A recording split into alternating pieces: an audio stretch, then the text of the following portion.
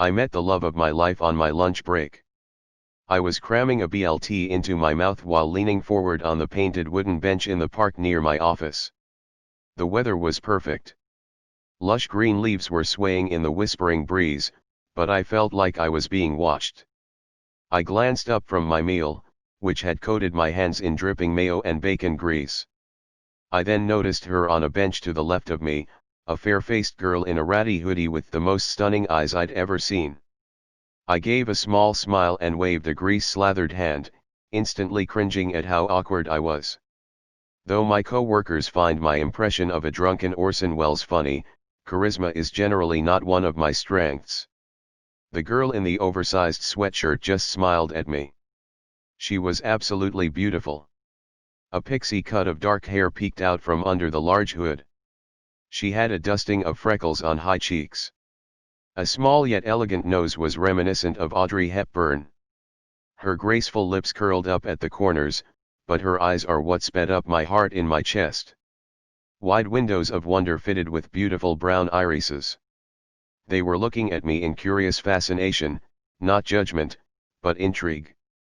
As I gulped down a bite of my messy sandwich, I felt butterflies stir in my stomach. I tried to swallow the large morsel of food before speaking. "Nice day, I love this park," I spoke, but the words were muffled by the large chunk of sandwich I'd attempted to force down. And then I felt the ball of bread lodge in my throat.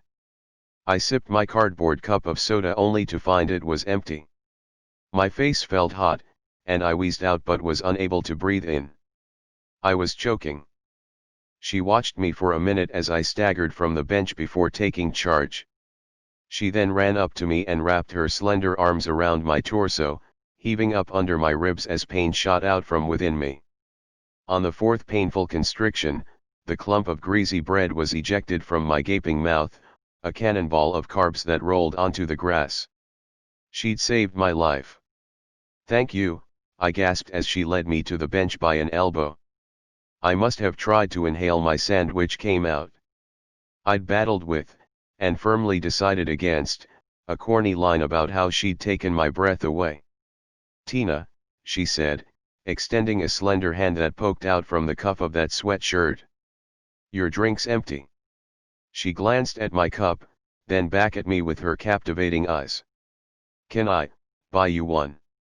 Her voice was like honey in warm water. "Yes, 100 times yes. I'd love that," I said more sincerely than any other time in my life. We went to a local bar and drank the afternoon away. I emailed work saying I had a health emergency, and Tina told me about her dreams of moving out of her parents' house and becoming a famous artist. She was a painter, but between day jobs, and living with her folks at the moment while she sorted things out. I told her about my mundane existence of coding for a communications company, and my passion for Golden Age cinema. I expected her to dash out of the booth and the pub's door at any moment. Based on the looks of interest of other patrons, I wasn't the only one who thought she was stunning. Yet she only smiled and widened her lovely eyes as she expressed a similar passion for classic films. I was head over heels. With each word she spoke about the fast-lived romance Ingrid Bergman had with Gregory Peck, or about how Rock Hudson had been blackmailed for his closeted lifestyle, my heart rushed with blood. I tried to brace myself for it all to suddenly end. I expected her to look at the time and excuse herself, realizing her mistake, but she only watched me with wide-eyed wonder. As if I was interesting too. After a few rounds of drinks, Tina looked up at me with her big eyes during a pause in our dialogue. "My parents are home and I really don't want to be there right now. Can we go to your apartment?" My mind shifted into worry. What if this was some long con? What if she was planning to rob me? I weighed these things, but my heart was already firmly decided. I nodded my head yes and smiled, and though she offered, I paid our tab. We then walked hand in hand to my apartment. We spent the evening on my couch, chatting about politics, pets and everything under the sun. Eventually, she leaned over and kissed me. "Let's go to bed," she whispered coyly. "I'll spare you the details of the best evening of my life." She stayed the night. I still kept waiting for it to end abruptly, but she stayed, naked and curled next to me. She seemed truly happy, just as I was. We were together nearly every day that week. She'd wait for me in the park, a worn book in her hands as I typed through lines of code and daydreamed about her. My co-workers noticed my glow and even made some comments about how I must have gotten laid, but they didn't deserve to know. Each day I stared at the clock, counting the minutes, the seconds, until I could go out and embrace Tina. I was well aware after the fourth day we'd spent together, I was in love. She was smart, an old soul with classic beauty. And she saw beyond my receding hair and belly fat. She was the only person who seemed to really see me for who I was, not just the superficial details everyone else always seems to fixate on. I even mentioned this to her one evening as we watched Hitchcock's Rope cuddled on my couch. She raised her head to give me a kiss on the cheek and said something that stuck with me. We can change who we are on the outside.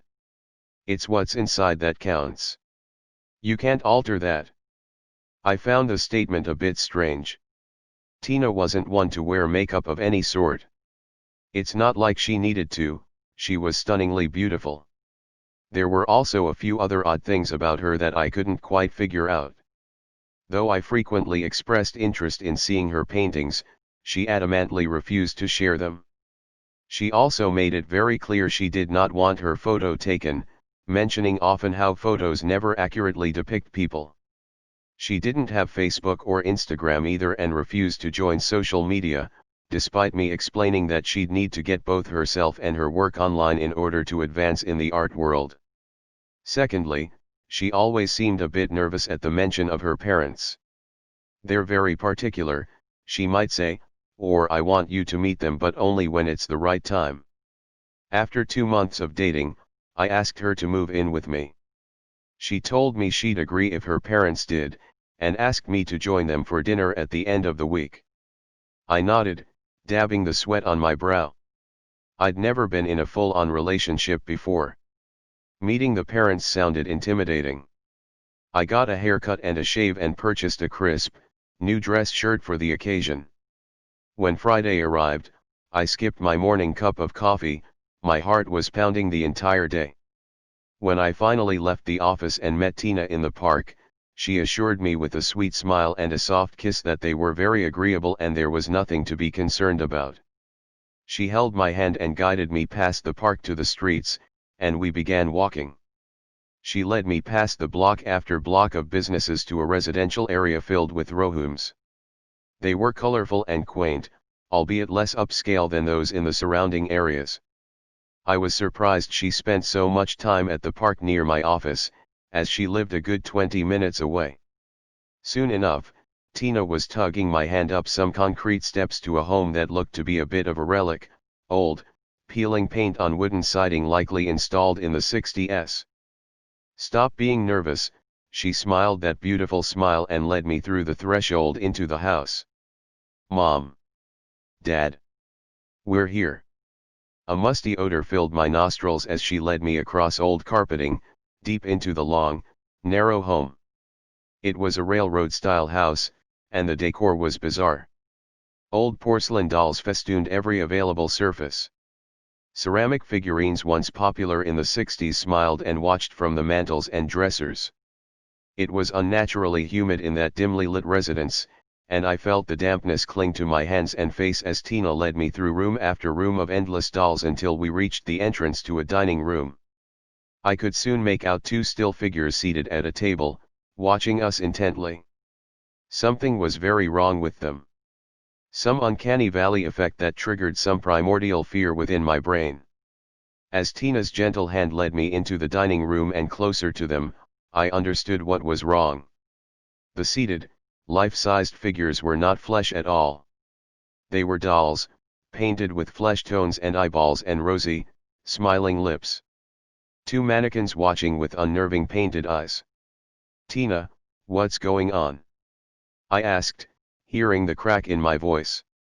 Meet my parents, Ron and Barb. I've been telling them so much about you. Tina sounded genuinely engaged in the charade. I smelled it then. The sweet stink of decay emanating from the seated figures whose waxen, painted hands rested on the table. There was a dark stain on the tablecloth under each hand. The figures had been leaking. "Don't be rude, say hello," Tina whispered under her breath. I gasped, realizing then these figures were not simply mannequins. A wave of nausea and horror washed over me as I fully comprehended what I was seeing. They were in fact Tina's parents. Dead and glazed over with a thick shell of paint as they decomposed from within. These were Tina's paintings. I gagged, unable to hold back my reaction. "You're just like the rest," Tina sobbed from behind me. I twinged in agony, at feeling a sharp sting in my shoulder. I pawed at the aching muscle, and my hand brushed across the slim plunger of a hypodermic needle. My vision blurred, and I immediately understood that Tina had injected me with something. "It doesn't matter, really. After a coat of primer you'll be a fresh new canvas." My heart pounded as my eyesight dimmed, and I staggered out of the reeking dining room as terror washed over me. I was going to die here. I fought to stay upright as I waded through the dark rooms in a panic. Tina was complaining and accusing me of something, but her words were hazy, phasing in and out so that only a few were intelligible. I was lost, all sense of direction gone as the array of closed doors on every side left me trapped. I reached one and twisted the knob, feeling my rubbery hand slip and fumble before finally opening the door. A wave of nauseating stench caused me to retch. My blurry vision struggled to make out the looming figures in the room, all watching me with painted, lifeless eyes. It was a room of men, some seated and some standing. Painted over corpses of those who'd come before me. "Please don't be jealous," a bodiless voice spun around my head. The 7 posed bodies all watched me with unsettling smiles as my vision darkened. This is where I would die and rot, I realized. A painted carcass among the rest of them. The adrenaline finally kicked in. I blindly swung a numb arm, connecting with Tina, who emitted a yelp, and I stumbled back through the spinning room to the other hazy doors. I tried to speed up, but my body was barely obeying. I felt a sharp sting on my bicep and looked down to see an open gash leaking red. Tina had a knife. I struggled to get away from her, staggering through the stained, carpeted hallway back towards the murky entrance. "Don't worry, I can paint over the cuts," Tina's calm voice stated from behind. I raced to a door emitting a sliver of daylight through the cracks. Another stabbing pain in my back hit me as I tripped out into the evening's dark sky. "Get back here." I stumbled down the few stairs, collapsing onto the street with a fleshy smack. I lay there, unable to move a muscle. I was totally paralyzed. Yells and shrieks called from outside my view. I stared at the branches above me until they dimmed and the world went black. I woke in the hospital to see a concerned-looking nurse hovering over me. She informed me gently that I'd been rescued in the street by a UPS worker. He had fought off a knife-wielding woman that had to have been Tina. My blood contained a mix of GBH and tetrodotoxin, and the nurse explained I was very lucky to be alive. If I'd arrived a few minutes later, I likely wouldn't have made it. The disturbing details of the investigation came in snippets during my recovery. Tina had fled on foot and her home had been raided. The rotted bodies of 7 missing men were discovered within, painted over with thick layers of oil paint and sealed with polyurethane. Tina was still missing, but not just her. Her parents were not in that home either. The only sign that they had been there were the dark stains at the dining room table, and 2 sets of fetid black footprints leading across the rotted carpet and outside into the street.